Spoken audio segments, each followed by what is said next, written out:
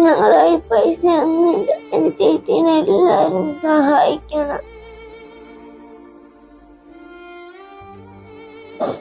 എന്റെ പൊന്നുമോ 2 വർഷം മുന്നേ ഒന്ന് ആക്സിഡന്റ് പറ്റിയതാ. ഇതുവരെ 16ഓളം സർജറികൾ കഴിഞ്ഞിട്ട് ഇനി ഫിസിയോതെറാപ്പി അതുപോലെ ഒരുപാട് സർജറികളൊക്കെ ഡോക്ടേഴ്സ് പറയുന്നുണ്ട്. ഇനി ഞങ്ങളുടെ കയ്യിലൊന്നുമില്ല. എല്ലാവരും ഞങ്ങളെ സഹായിക്കും.